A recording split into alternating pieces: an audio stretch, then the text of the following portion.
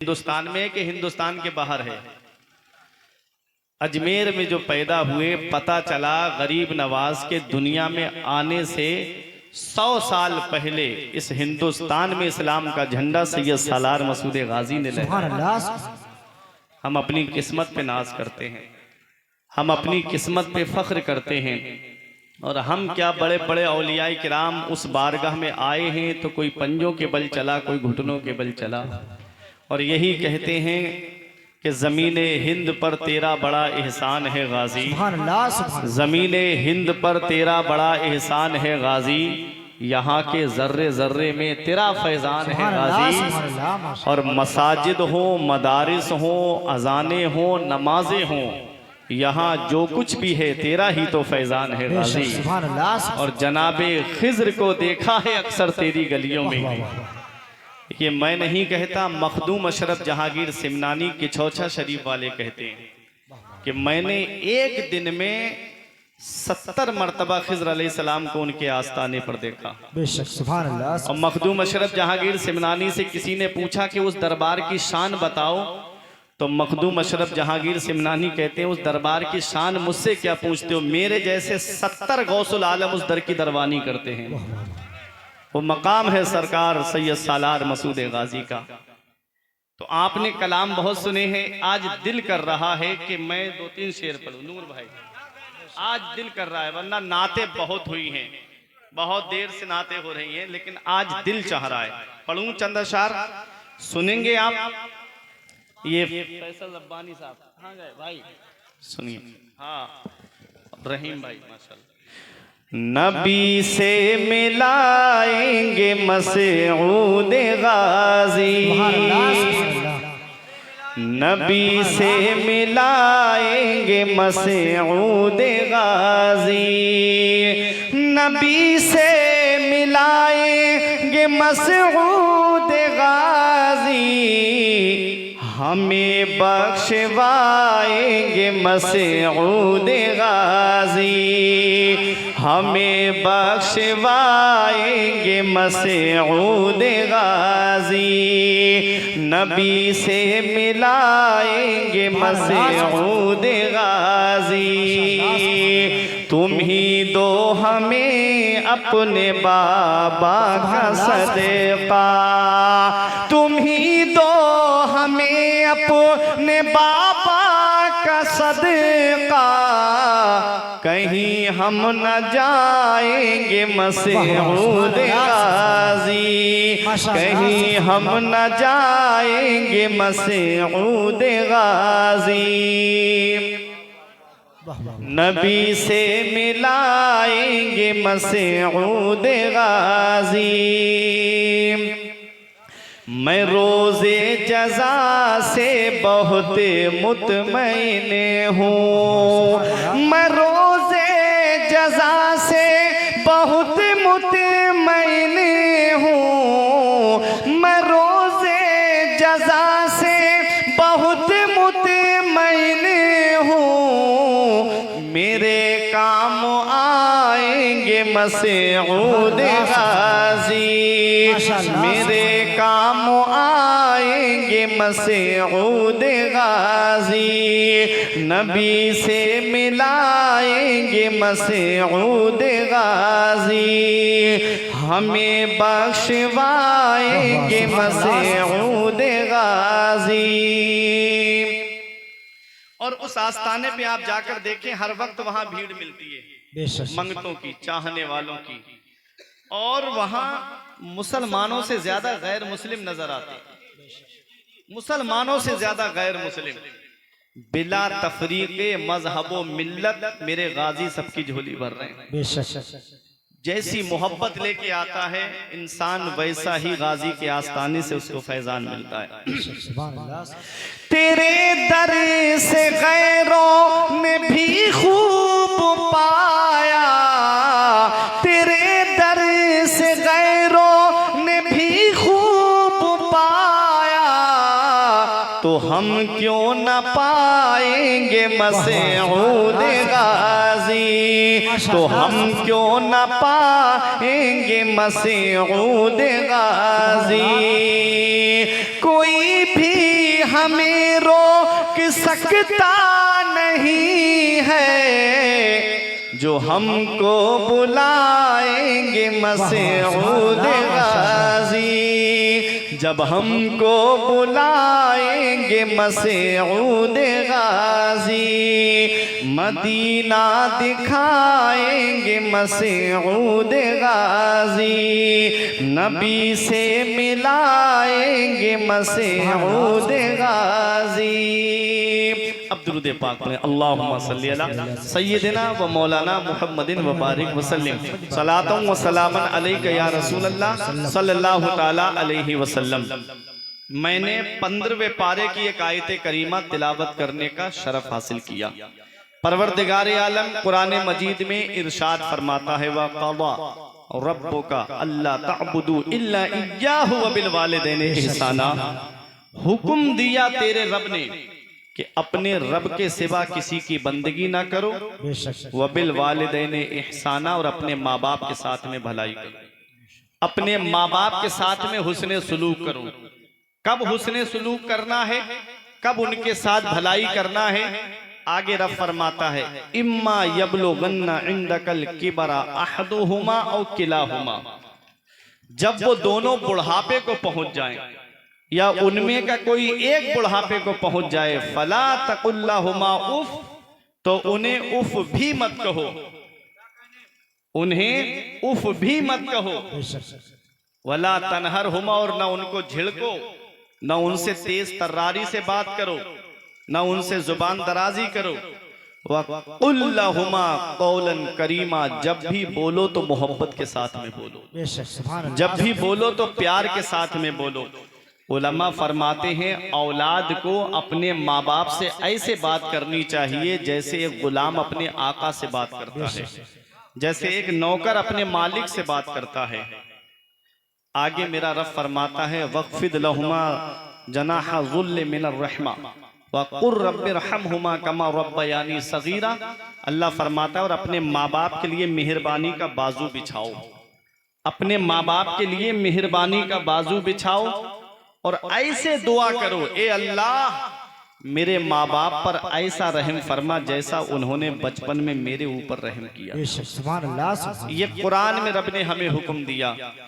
पूरा कुरान आप पढ़ करके देखिएगा, ये उलमाए किराम आपको बताएंगे।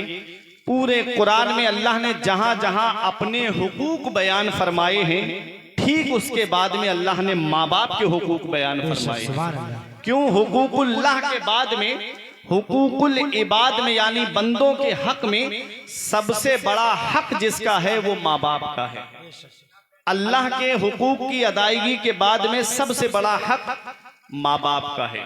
तो हमको चाहिए कि हम अपने माँ बाप की फर्मा बरदारी करें, अपने माँ बाप का कहना माने। हदीस पाक आप सुनिए, मदीने वाले मुस्तफ़ा सल्लल्लाहु ताला अलैहि वसल्लम इरशाद फरमाते हैं, जो सुबह को माँ बाप का चेहरा मोहब्बत से देख ले, अल्लाह ताला जन्नत के 2 दरवाजे खोल देता है।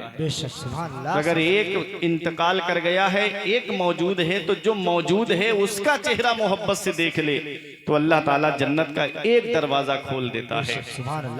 हदीस पाक में आता है, मेरे आका इरशाद फरमाते हैं, एक सहाबी ने जब पूछा कि या रसूल अल्लाह, मेरे हुस्ने अखलाक का सबसे ज्यादा हकदार कौन है? नबी ने फरमाया, उम्मों का तुम्हारी माँ। फिर अर्ज किया आका, फिर फरमाया उम्मों का तुम्हारी माँ। फिर अर्ज किया आका, फिर नबी ने फरमाया उम्मों का तुम्हारी माँ। सहाबी ने फिर अर्ज किया आका, फिर कौन है मेरी मोहब्बत का ज्यादा हकदार? नबी ने फरमाया अबू का तुम्हारा बाप। अब इससे ये मत समझ लेना कि 3 मर्तबा नबी ने माँ के लिए कहा, 4थी मर्तबा बाप के लिए कहा। इससे ये मत समझ लेना कि बाप का मर्तबा कम है, इससे ये मत समझ लेना कि बाप की शान कम है। 3 मर्तबा नबी ने इसलिए फरमाया कि 3 चीजों का ताल्लुक सिर्फ माँ से है, बाप से नहीं है। औलाद को माँ 9 महीने अपने शिकम में रखती है, इसका ताल्लुक सिर्फ माँ से है। और दूसरा औलाद को जन्म देती है, इसका ताल्लुक भी माँ से है, और तीसरा कि वो 2 साल तक अपना खून जिगर औलाद को दूध की शक्ल में पिलाती है, इसका ताल्लुक भी माँ से है। 3 चीजों का ताल्लुक माँ से है। इसलिए नबी करीम सल्लल्लाहु अलैहि वसल्लम ने इरशाद फरमाया, 3 मरतबा फरमाया, तुम्हारी माँ, तुम्हारी माँ, तुम्हारी माँ। चौथी मरतबा बाप के लिए फरमाया, तुम्हारा बाप। अब बाप क्या है? मदीने वाले मुस्तफ़ा फरमाते हैं, वालिद की रजा में अल्लाह की रजा है और वालिद की नाराजगी में अल्लाह की नाराजगी है। अब अपने अपने घरों का जायजा लो, और तुमको अगर ये पता लगाना है कि मेरा अल्लाह मुझसे राजी है, मेरे रसूल मुझसे राजी हैं, तो अपने घरों में देख लो, अगर माँ बाप तुमसे राजी हैं तो तुमसे अल्लाह भी राजी है, उसका रसूल भी राजी है। और अगर माँ बाप नाराज हैं तो ना अल्लाह राजी है ना उसका रसूल राजी है। मदीने वाले मुस्तफ़ा सल्लल्लाहु ताला अलैहि वसल्लम को एक बार सहाबा ने देखा कि आप मस्जिद नबवी शरीफ के कोने में बैठ करके रो रहे थे। सहाबा आए और अर्ज किया, या रसूल अल्लाह, हमारे माँ बाप आपकी अजमत पे कुर्बान हूँ, या रसूल अल्लाह आज आप रो रहे हैं। नबी इरशाद फरमाते हैं, मुझको मेरी माँ के वो जुमले याद आ रहे हैं, आज मुझको मेरी माँ की याद आ रही है, आज मुझको मेरी माँ के वो जुमले याद आ रहे हैं जो मेरी माँ ने आखिरी वक्त में मुझसे कहे थे। सुनो प्यारे मुसलमानों, मदीने वाले मुस्तफ़ा की वालिदा ने क्या कहा था नबी से, वो मैं आपको बताता हुआ चलूं। कितने साल रहे थे मेरे आका अपनी वालिदा के पास में, कितने साल मेरे आका हुजूर सल्लल्लाहु अलैहि वसल्लम अपनी वालिदा के पास रहे। जब मेरे आका इस दुनिया में तशरीफ लाए, बाप का साया तो तभी सर से उड़ गया था जब मेरे आका अपनी वालिदा के शिकम में थे, और जब इस दुनिया में तशरीफ लाए मेरे आका तो हलीमा सादिया उनको दूध पिलाने के लिए लेकर के गई। कितने साल दूध पिलाया? 2 साल दूध पिलाया। और जब अय्याम रज़ाअत पूरा होने के बाद लेकर के आई हजरत आमिना के पास, तो रो के कहने लगी कि मुझे इनके बिना अच्छा नहीं लगता है, मेरा घर सूना है, ऐसा करो कुछ दिन के लिए मोहम्मद को और मेरे घर पर भेज दो। हजरत आमिना ने उनको भेज दिया। हलीमा सादिया मेरे नबी को लेकर के गई।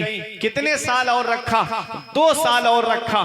4 साल हलीमा सादिया ने अपने पास में रखा मेरे नबी को, और जब 4 साल के हुए तब लेकर के आई हजरत आमिना के पास में। 2 साल मेरे आका अपनी वालिदा के पास रहे। जब 6 साल की उम्र मेरे आका की हुई तब आपकी वालिदा उदास बैठी हुई थी। मेरे आका तशरीफ लाए, अपनी वालिदा के पास आके मेरे आका फरमाते, अम्मी क्या बात है, आज उदास कैसी हो? हजरत आमिना ने कहा, बेटा मुझे तुम्हारे वालिद की याद आ रही है, अपने दादा से पूछो क्या हम यसरिब जा सकते हैं। हजरत अब्दुल्ला का विसाल हो गया था और उस वक्त मदीने का नाम मदीना नहीं था बल्कि यसरिब था। हजरत आमिना कहती हैं क्या हम यसरिब जा सकते हैं? हजरत अब्दुल मुत्तलिब ने कहा कि चली जाओ, एक काफिला जा रहा है। हजरत आमिना के साथ में हजरत उम्मे ऐमन को कर दिया, और 6 साल की उम्र मेरे आका की है। हजरत आमिना लेकर के चली। उस वक्त मदीने का नाम मदीना नहीं था, मदीना तो मेरे नबी के कदमों की बरकत से बना है, मदीना तो मेरे नबी के पाए मुबारक की बरकत से बना है। जब आई तो मकाम अबवा में हजरत आमिना की तबीयत खराब हो गई। कोई आम खातून बीमार नहीं हुई है, कबीला कुरैश की एक मुअज़्ज़ज़ खातून बीमार हुई है। काफिला रुक गया, काफिला ठहर गया। कहा कि हजरत आमिना की तबीयत खराब है, जब तक सुधार नहीं होता है यहीं रुके रहो। काफिले वाले इंतजार करते रहे। 1 दिन गुजर गया, 2 दिन गुजर गए, 3 दिन गुजर गए। काफिले वालों की मोहब्बत ने जवाब दे दिया, काफिले वालों की हिम्मत ने जवाब दे दिया। काफिले का सरदार आके कहता है हजरत आमिना से, ए आमिना हमने बहुत चाहा कि आपकी तबीयत ठीक हो जाए, लेकिन आपकी तबीयत में कोई सुधार पैदा नहीं हुआ। आमिना अब इजाजत दे दो, हम आगे जाना चाहते हैं।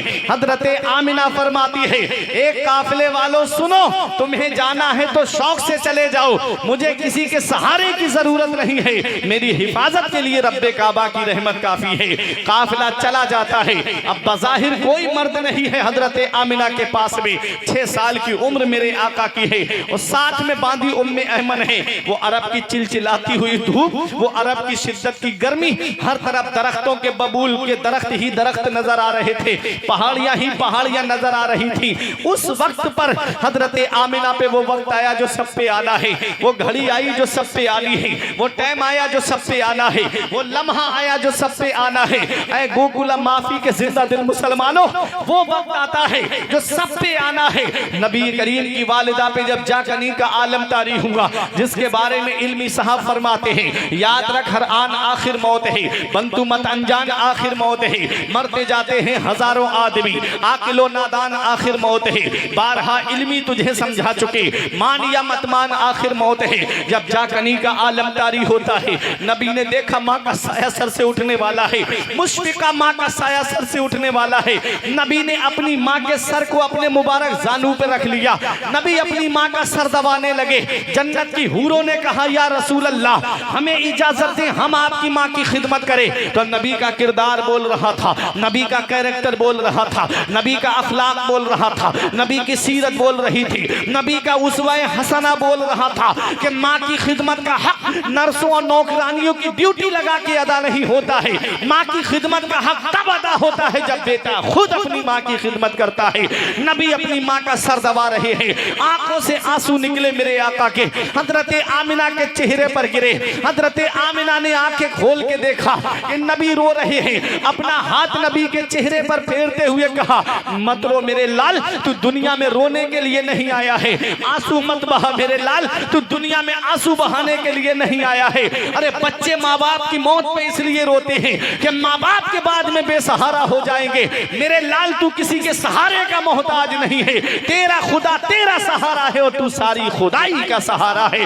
आला हजरत बरेली से पुकार उठे, गमज़दों को रज़ा मुज़्ज़ा दीजिए के हैं, गमज़दों को रज़ा मुज़्ज़ा दीजिए के हैं, बेकसों का सहारा हमारा नबी, जिसने मुर्दा दिलों को दी उम्र अबद है, वो जाने मसीहा हमारा नबी। कौन देता है, देने को मुँह चाहिए, देने वाला है सच्चा हमारा नबी। नाराए तकबीर, नाराए रिसालत, मसलके आला हजरत हजरत अल्लामा फुरकान मंजरी बरेली शरीफ।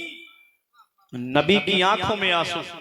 मुझे बताओ कि अगर किसी के वालिद या वालिदा दुनिया से चली जाएं तो बच्चों को सहारा देने की बात करने वाले कितने लोग खड़े हो जाते हैं। कभी चचा सीने से लगा के कहता है मत रो मेरे लाल, अभी तेरा चचा मौजूद है। कभी भाई सीने से लगा के कहता है बड़ा भाई के मेरे छोटे भाइयों परेशान मत हो, वालिद साहब चले गए लेकिन अभी मैं तो हूं।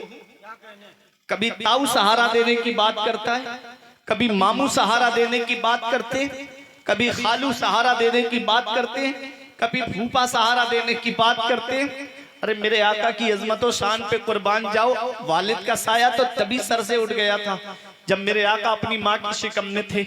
6 साल के हुए वालिदा का साया भी सर से उठ गया, 8 साल के हुए दादा का साया भी सर से उठ गया। खुदाई हैरान है मेरे मौला, जिसे तूने सारे जहान के लिए रहमत बना के भेजा, जिसे तूने रहमतुल लिल आलमीन बना के भेजा, उसके साथ में ऐसा मामला कि माँ के शिकम में है बाप का साया सर से उठ गया, 6 साल के हुए माँ का साया सर से उठ गया, 8 साल के हुए दादा का साया सर से उठ गया। ए मेरे मौला, ये बात समझ में नहीं आती तो रब की रहमतों ने जवाब दिया, हमारी रहमत के करिश्मात को तुम क्या जानो। अगर इनकी माँ जिंदा होती, अगर इनका वालिद जिंदा होता, अगर इनके दादा जिंदा होते और जब ये इस्लाम का परचम बुलंद करते तो वालिद कहते बेटा मेरे दबदबे के साए में तूने इस्लाम का परचम बुलंद किया। माँ कहती बेटा मेरी ममता के साए में तूने इस्लाम का परचम बुलंद किया। दादा कहता बेटा मेरे रोब के साए में तूने इस्लाम का परचम बुलंद किया। परवरदिगारे आलम ने वो साए पहले ही उठा लिए ताकि दुनिया देख ले, जिसे हमने अपना महबूब बनाया है उसे किसी के सहारे की जरूरत नहीं है, उसका खुदा उसका सहारा है और वो सारी खुदाई का सहारा है। सुभान अल्लाह, सुभान अल्लाह। मेरे आका हुजूर सल्लल्लाहु ताला अलैहि वसल्लम की वालिदा पर जब जाकनी का आलम तारी हुआ, हजरत आमिना कहती है मेरे लाल मैं तुमसे कुछ कहना चाहती हूँ, मेरे लाल मेरी बात तो सुनो। नबी ने अपना कान हजरत आमिना के लबों के करीब कर दिया। हजरत आमिना कहती है मेरे बेटे मैं देख रही हूँ तेरा चर्चा मशरिक से लेके मगरिब तक, शिमाल से लेके जुनूब तक सारे जहान में तेरा चर्चा होगा और आमिना का जिक्र कभी खत्म नहीं होगा, आमिना का चर्चा कभी खत्म नहीं होगा। वो वलद तो तोहरा इसलिए कि तेरे जैसा पाकीज़ा बेटा छोड़कर जा रही हूँ, तेरे जैसा नूरे नजर छोड़कर जा रही हूँ। ऐ मेरे प्यारे मुसलमानों, ये कहा और हजरत आमिना की आवाज रुक गई। नबी अपनी माँ के जिस्म को हिला के कहते, अम्मी और बोलो ना, अम्मी और बोलो ना। 2 मरतबा कहा मेरे आका ने, अम्मी और बोलो ना, अम्मी और बोलो ना। उम्मे ऐमन कहती है हजरत आमिना ने विसाल से पहले नबी को प्यार किया और गोद में लेकर के नबी को मेरी तरफ देते हुए कहा, उम्मे ऐमन आज से मेरा मोहम्मद तेरे हवाले है, मेरे बेटे को दीवार से हाथ लगा के रोने मत देना, मेरे बेटे को सरदार मक्का अब्दुल मुत्तलिब के पास हिफाजत से पहुंचा देना। उम्मे ऐमन कहती है मैंने गोद में लिया, 6 साल की उम्र है मेरे आका की। उस पथरीली वादियों में नबी ने 6 साल की उम्र में अपनी माँ की कब्र तैयार की और अपनी माँ की कब्र तैयार करने के बाद में वहीं हजरत आमिना को दफन किया जाता है मकाम अबवा में। अल्लाह अकबर। उम्मे ऐमन कहती है जब मैं लेकर के चलने लगी तो मोहम्मद ने मेरे मुझसे हाथ छुड़ाया और तेज दौड़ते हुए आए और अपनी माँ की कब्र से आकर के लिपट गए। उम्मे ऐमन कहती जितना मैंने मोहम्मद को मक्के में माँ के इंतकाल पर रोते हुए देखा था, इतना मैंने मक्के में किसी बच्चे को रोते हुए नहीं देखा। ऐ मेरे प्यारे मुसलमानों, अगर माँ बाप जिंदा हैं तो कद्र कर लो, अगर माँ बाप हयात हैं तो उनकी खिदमत कर लो। जिस दिन इनके साए सर से उड़ जाते हैं उस दिन कोई मोहब्बत की निगाह से देखने वाला नहीं होता। जिस दिन माँ बाप का साया सर से उड़ जाए कोई सच्चे दिल से दुआ देने वाला नसीब नहीं होता। आज हर एक की मोहब्बत में तुमको मतलब मिलेगा, भाइयों की मोहब्बत में भी मतलब होता है, पड़ोसियों की मोहब्बत में भी मतलब होता है, रिश्तेदारों की मोहब्बत में भी मतलब होता है, दोस्तों की मोहब्बत में भी मतलब होता है। अगर बगैर मतलब के कोई मोहब्बत करता है तो वो बूढ़े माँ बाप हैं जो अपनी औलाद से बगैर मतलब की मोहब्बत करते हैं, जो अपनी औलाद से सच्ची मोहब्बत करते हैं। क्या तुम उनकी मोहब्बत को नहीं देखते? अगर बेटा मुंबई कमाने चला जाए तो जब तक शाम को उस बेटे से बात नहीं हो जाती तब तक माँ बाप को चैन नहीं पड़ता। अगर बेटा दुबई चला जाए तो जब तक बेटे से बात नहीं हो जाती माँ बाप को चैन नहीं पड़ता। आज वो औलाद क्या जाने माँ बाप की कदर को, जिसे मोबाइल चलाने से फुर्सत नहीं मिलती, जिसे व्हाट्सएप चलाने से फुर्सत नहीं मिलती, जिसे यूट्यूब देखने से फुर्सत नहीं मिलती, जिसे IPL देखने से फुर्सत नहीं मिलती, वो क्या जाने कि माँ बाप ने कितनी कुर्बानियां हमारे लिए दी हैं। वो क्या जाने कि माँ बाप ने कितनी रातें हमारे लिए बैठ करके सरहाने बैठ करके गुजारी है। याद रखना, कभी तुमको ये लगे कि मेरे वालिद ने मेरे लिए क्या किया है, कभी तुमको ये महसूस हो कि मेरे अब्बा ने मेरे लिए क्या किया है, तो अपने अब्बा के पास बैठ करके उनके चेहरे पे सिलवटें देख लिया करो, उनके हाथ की लकीरें देख लिया करो। आज हमारे हाथ की लकीरें नजर आती है, उनके हाथ की लकीरें नजर नहीं आती। मैंने पूछा एक दिन अब्बा से, अब्बा मेरे हाथ की लकीरें नजर आ रही है, आपके हाथ की लकीरें कहां चली गई? तो एक जवाब दिया था, बेटा तुम्हारी तकदीर बनाते बनाते हमारे हाथ की लकीरें मिट गई। बाप क्या नहीं करता अपनी औलाद के लिए, बाप कौन सी कुर्बानी नहीं देता अपनी औलाद के लिए, बाप कौन सी परेशानी नहीं उठाता अपनी औलाद के लिए। चलो कभी जाकर के देख लिया करो उतरौला चौराहे की तरफ जाकर के, ये रात में 3-3 बजे ऑटो रिक्शा चलाने वाला एक बाप ही तो है, ये ट्रक चलाने वाला एक बाप ही तो है, ये बसें चलाने वाला एक बाप ही तो है। तुम तो घर में आराम से हवा में लेटे हुए हो और वो फलों का ठेला लगा के पूरे दिन शिद्दत की गर्मी में खड़ा होने वाला एक बाप ही तो है। प्यास लगती है मस्जिद की टंकी से पानी पी के आता है, पड़ोसी दुकान वाला कहता है कि पानी की एक बोतल लेकर के क्यों नहीं खरीद करके पी लेता है, क्यों अपनी दुकान छोड़ के जाता है? तो एक जवाब देता है वालिद कि 20 रुपए बच जाएंगे, मेरे बेटे की पढ़ाई में काम आएंगे, मेरे बेटे के खर्चे में काम आएंगे।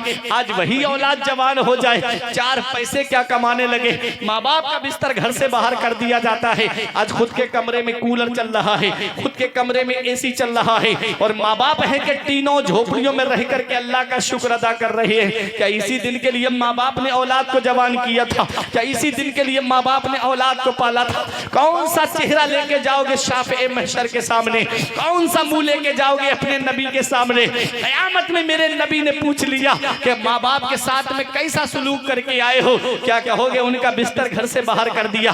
क्या कहोगे उन्हें परेशानियों में रहने पे मजबूर कर दिया?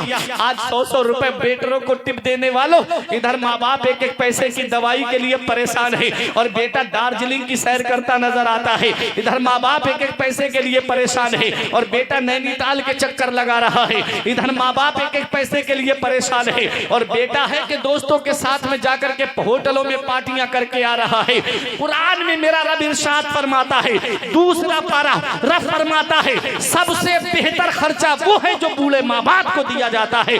सबसे अच्छा खर्चा वो है जो माँ बाप को दिया जाता है। ऐ मेरे प्यारे मुसलमानों, अगर तुम चाहते हो कि तुम्हारे कारोबार में बरकत हो, अगर तुम चाहते हो कि तुम्हारे घरों में बरकत हो, अगर तुम चाहते हो कि तुम्हारी जिंदगी सुकून से गुजर जाए, तो घर में बैठे हुए रूठे हुए माँ बाप को मना लो। वो हाथ उठा के दुआ कर देंगे, अल्लाह ताला तेरे घरों में बरकत। नाराए तकबीर, नाराए रिसालत, मसलके आला हजरत, अजमते वालिदैन कॉन्फ्रेंस, हजरत अल्लामा फुरकान मंजरी बरेली शरीफ।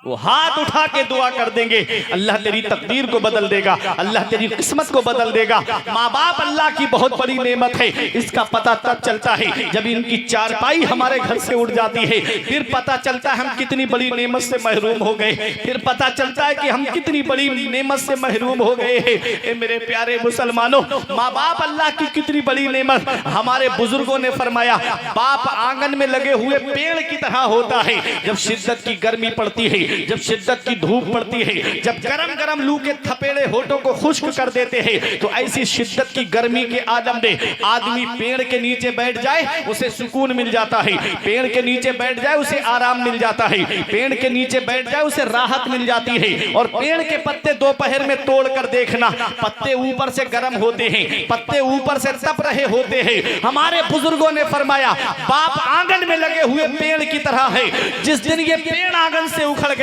उस दिन धूप भी परेशान करेगी, गरम गरम लू के थपेड़े भी परेशान करेंगे। ऐसे आ माँ बाप के साये की नाकदरी न कर, ऐसे आ माँ बाप के साये की नाकदरी न कर। धूप काटेगी बहुत जब ये शजर गिर जाएगा, और धूप कैसी भी हो साया नहीं खोने देता, धूप कैसी भी हो साया नहीं खोने देता, राह कैसी भी हो बेबस नहीं होने देता। बेच के अपना लहू चाहे वो रोटी लाए, अरे बाप औलाद को भूखा नहीं सोने देता। नाराए तकबीर, नाराए रिसालत, औलाद को भूखा नहीं सोने देता।